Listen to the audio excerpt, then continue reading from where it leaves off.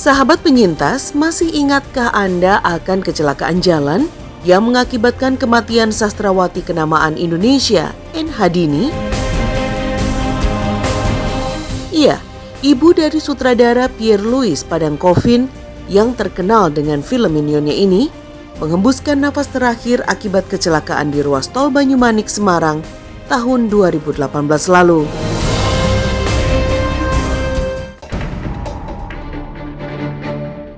Hampir kehilangan nyawa akibat kecelakaan itu juga yang sempat dialami pedangdut Anissa Bahar di tahun 2018 lalu. 10 hari menjelang Lebaran, mobil yang dikendarai Anissa bersama anggota keluarga yang lain hilang keseimbangan. Mobil pun oleng dan menabrak pembatas jalan. Waktu sebelum kejadian itu, kita setel musik dan nyanyi-nyanyi. Nggak ada sesuatu hal yang mencurigakan gitu. Tiba-tiba gubrak terus kayak hitam gelap gitu, udah nggak ngerti deh gimana. Kita saling kebanting-banting di dalam mobil itu, dan mobil itu posisinya awalnya di jalur cepat terus tiba-tiba ada di jalur lambat. Nggak tahu, aku kayak mujizat aja ketika, maksudnya pas kalau waktu itu aku ada di jalur cepat, aku nggak tahu apa yang terjadi, mungkin kita semua sudah tidak selamat. Aku langsung panik, langsung Allahu Akbar gitu, langsung Allahu Akbar. Aku ingat anak aku gitu kan, aku bawa anak aku kan, Jelly kan. Langsung aku respon aja, respect aja langsung ke anak aku gitu loh. Takutnya dia kenapa-napa karena Jelly itu punya gangguan juga. Jadi dia tuh kalau naik kendaraan macet itu dia kayak ketakutan gitu loh. Nah, setelah kejadian itu, Jelita jadi kayak orang trauma, nggak mau naik mobil. Kalau naik mobil tuh mesti bener-bener dia harus minum obat penenang dulu. Kecelakaan tunggal itu terjadi di jalan tol wilayah Jakarta Utara. Beruntung tidak satupun dari penumpang mobil mengalami luka berat. Namun peristiwa itu tetap menimbulkan efek trauma bagi Anissa.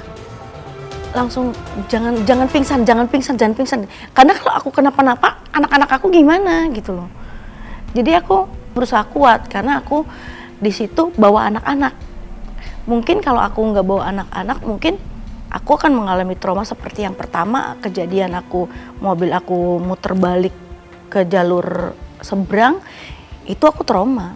Aku berpikiran sekarang kayak misalnya aku naik pesawat pun aku kan pernah ngalamin kejadian yang sangat orang mungkin takut lah ya. Cuma aku di situ cuma percaya sama Tuhan kalau azal itu di tangan Tuhan. Dan aku kalau ketika itu aku istighfar terus yang banyak, membuat hati aku tuh tenang, terus kembali lagi aku bisa gitu, kembali seperti semula. Makanya aku bertahan, aku jangan pingsan ya Allah gitu, jangan pingsan gitu. Kalau aku pingsan anak-anak aku bagaimana gitu kan. Karena anak-anak itulah yang ada di situ yang menguatkan hati aku gitu. Apalagi yang bawa mobil kan Egy ya, anak angkat aku itu. Mobilnya ringsek masuk ke dalam kan, itu kan aku udah ya Allah Egy bisa keluar nggak gitu. Karena waktu itu posisi aku di depan dan di depan mata aku dia mobil di bagian setir dia tuh masuk ke dalam gitu. Jadi aku takut kan dia bisa nggak keluar, akhirnya bisa keluar itu lewatin ke sini. Tapi alhamdulillah nggak kenapa-napa. Di mobil itu saling bantu, kebetulan kan aku di belakang itu ada 3 orang, di depan aku sama Egy yang bawa mobil. Syukur banget, makanya ya Allah alhamdulillah aku nggak kenapa-napa. Ya udah cuma lecet-lecet benjol kan. Jelly yang benjolnya gede banget tuh. Menurut aku sangat di luar nalar dan mukjizat banget. Memang pada waktu itu kejadian lagi gubrak-gabuk, aku sambil terus Allahu Akbar itu, astagfirullahaladzim, Allahu Akbar. Itu tuh emang kayak ada item gitu loh, ngalangin. Aku nggak ngerti itu apaan gitu loh. Kayak ditolongin gitu, tiba-tiba aku di jalur cepat ada di jalur lambat kan, aneh gitu.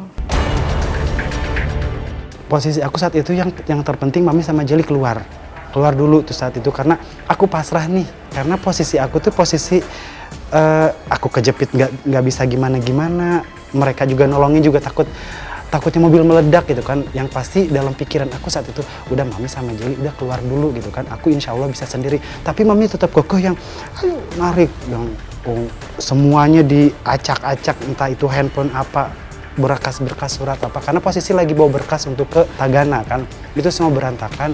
Dan Mami langsung tarik aku, posisi nggak bisa, nggak apa-apa aku bisa sendiri, yang penting Mami keluar dulu sama Jelly gitu kan, karena takut mobil belakang atau apa meledak.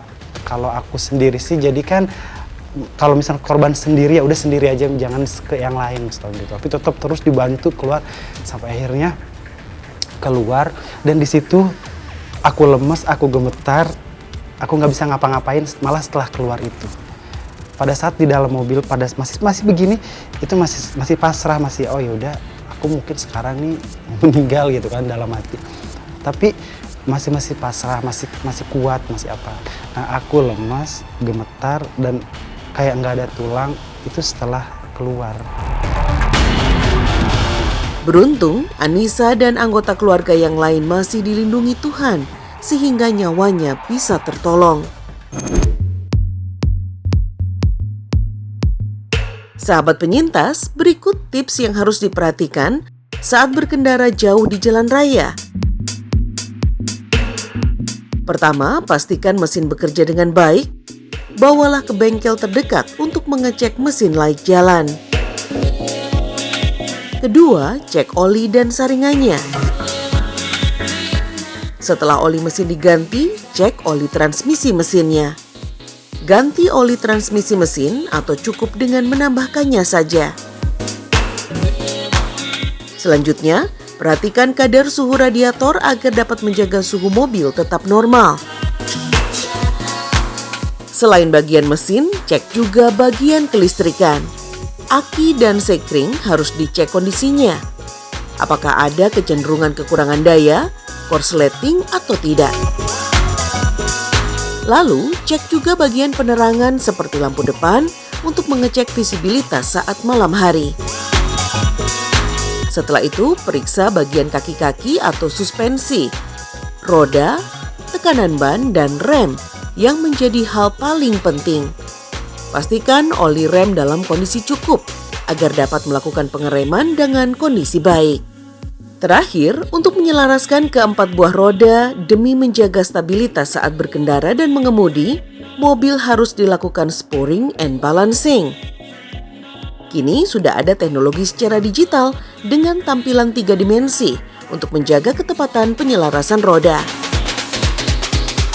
Nah sahabat penyintas, setelah semua persiapan dilakukan, maka insya Allah perjalanan panjang kita di jalan akan menjadi lebih aman.